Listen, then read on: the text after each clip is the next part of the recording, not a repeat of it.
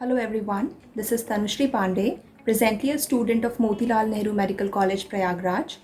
I secured 621 marks out of 720 in NEET UG 2019 with an All India rank of 3841. आज के video में मैं आपसे अपनी कुछ एक्सपीरियंसेस, अपने कुछ मिस्टेक्स आपसे शेयर करूँगी सो दैट आप वो चीज़ें रिपीट ना करो। जैसा कि हम सब ने सुन रखा होगा, hard work is the key to success. Yes it is obviously. Without hard work nothing can be achieved, ये भी हम सबको पता है। आप में से मेजॉरिटी ऑफ द स्टूडेंट्स जो कि क्लास 11-12 में होंगे, जिनका टारगेट नीट यूजी होगा, या फिर बहुत सारे ऐसे भी होंगे जिन्होंने ड्रॉप ले रखा होगा, आप सब इस वक्त बहुत मेहनत कर रहे होगे, I know, but deep down we all know that hard work alone is insufficient, right? There are many important factors that play an important role in deciding your rank and your selection.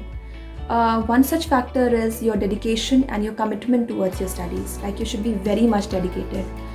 Discipline लेकर आना है अपने actions में, अपने daily actions में। जैसे कि आपको पता होना चाहिए कि आपका अगले दिन का शेड्यूल क्या है, आपको पढ़ना कितना है और क्या है, आपके टॉपिक्स प्री डिसाइडेड रहने चाहिए।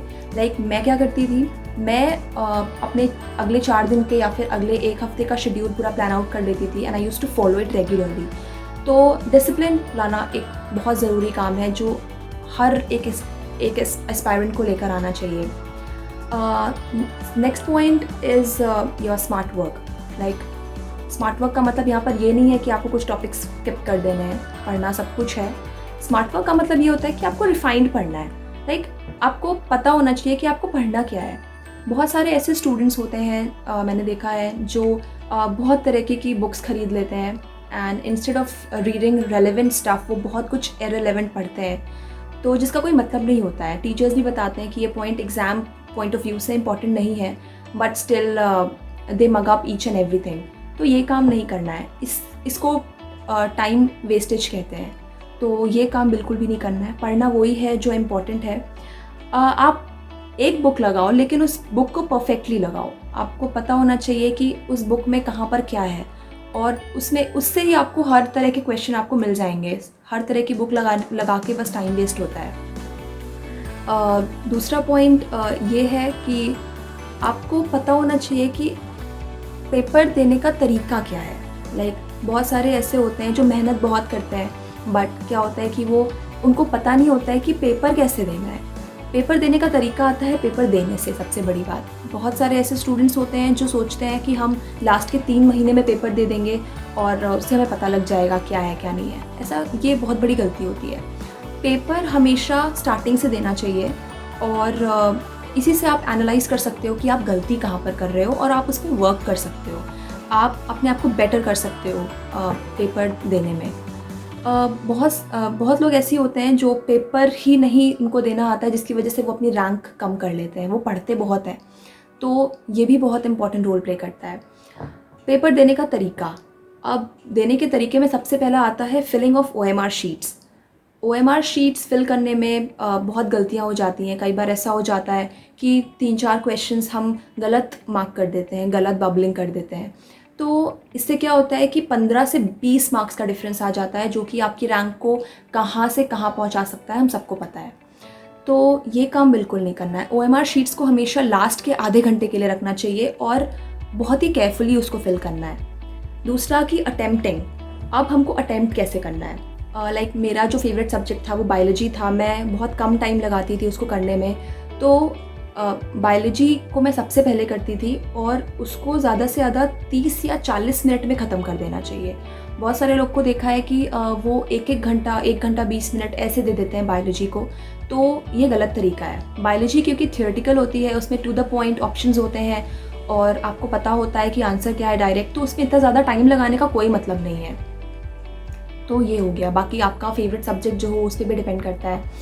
फिर आता है केमिस्ट्री में अगर 45 क्वेश्चंस होते हैं तो लगभग 12 से 15 क्वेश्चंस ऐसे होते हैं जो कि टू द पॉइंट होते हैं, थ्योरेटिकल होते हैं, कंसेप्चुअल होते हैं। उसका ऑप्शन आपको पता होता है, तो वो ईजी होते हैं इन शॉर्ट, तो आप उसको तुरंत कर सकते हो, उसमें आपका टाइम बचता है। फिर बाकी के जो क्वेश्चंस होते हैं, न्यूमेरिकल्स होते हैं या फिर ऑर्गेनिक केमिस्ट्री होती है, उसमें थोड़ा सा दिमाग लगाना पड़ता है, आपको पेन उठाना पड़ता है। तो उसके लिए आई गेस 30 मिनट्स और 40 मिनट्स आर सफिशिएंट। तो इस हिसाब से आप केमिस्ट्री में टाइम दे सकते हो। फिर आता है फिज़िक्स।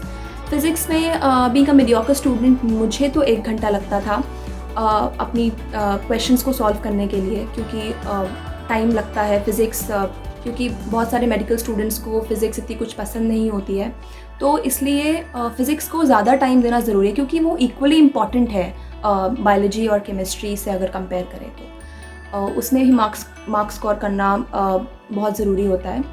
तो फ़िज़िक्स में आप 1 घंटा दो, अच्छे से उसको सॉल्व करो। और फिर एक बात और आती है कि 1 गो में पेपर कभी भी अटेम्प्ट नहीं करना चाहिए। 1 गो का मतलब ऐसा नहीं होना चाहिए कि आपने शुरू बायोलॉजी से किया तो आप पहले बायोलॉजी में टाइम लगा रहे हो, फिर आप केमिस्ट्री में लगा रहे हो, फिर फिज़िक्स में, ऐसे नहीं। 1 गो में आपको वही क्वेश्चंस अटेम्प्ट करने चाहिए जिस पे आप कॉन्फिडेंट हो कि हाँ मैं ये सही कर रही हूँ। तो ये इसका ध्यान रखना है। सेकेंड गो में आप धीरे धीरे क्वेश्चंस करो, वो क्वेश्चंस करो जो आपने 1 गो में छोड़े होते हैं।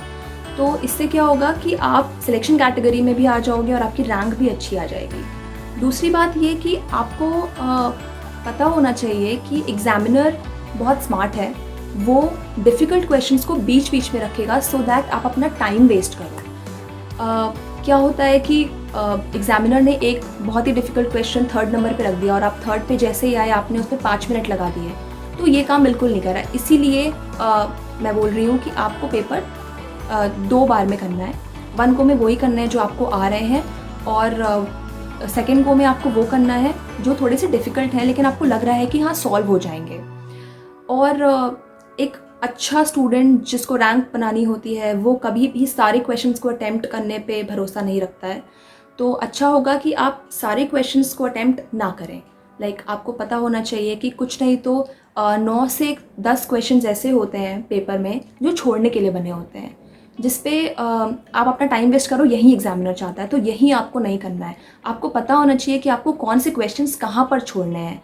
ये सब आता है पेपर देकर। आप जिस भी कोचिंग इंस्टीट्यूट में हो, अगर आप वहाँ की टेस्ट सीरीज़ ज्वाइन कर रखा है आपने, तो आपको अपने अंदर ये टैलेंट लेकर आना पड़ेगा कि आपको पता होना चाहिए कि आपको कौन से क्वेश्चंस कहाँ पर छोड़ने हैं और कहाँ पर अटेम्प्ट करने हैं। ये बात। फिर आता है टॉपिक्स की बात। कुछ टॉपिक्स बहुत इंपॉर्टेंट होते हैं जिनमें से मैक्सिमम नंबर ऑफ क्वेश्चंस आते हैं। जैसे कि अगर मैं फ़िज़िक्स की बात करूँ तो फ़िज़िक्स में मैकेनिक्स हो गया, इलेक्ट्रिसिटी हो गया, मॉडर्न फिज़िक्स हो गया, सेमीकंडक्टर्स हो गया, इनसे काफ़ी अच्छे क्वेश्चंस आते हैं और काफ़ी ज़्यादा अमाउंट में आते हैं। तो इन चैप्टर्स को तो बिल्कुल भी नहीं छोड़ना है। आपको पता होना चाहिए कि कौन से टॉपिक्स के सब्जेक्ट से कितना वेटेज रखते हैं। आपको पता होना चाहिए कि कितने क्वेश्चंस आते हैं पर ईयर उससे। तो आपको उस हिसाब से भी अपनी प्लानिंग रखनी है कि हाँ अगर मैंने इस टॉपिक से इतने क्वेश्चंस कवर कर लिए तो मेरे कितने मार्क्स बढ़ सकते हैं और मेरी रैंक कितनी हो सकती है। तो इस पर पूरा ध्यान देना है। फिर बात आती है मोटिवेशन एंड डीमोटिवेशन की। बहुत सारे ऐसे लोग मैंने देखे हैं, दे गेट डीमोटिवेटेड ईजिली और उनको मोटिवेशन चाहिए होता है टाइम पे।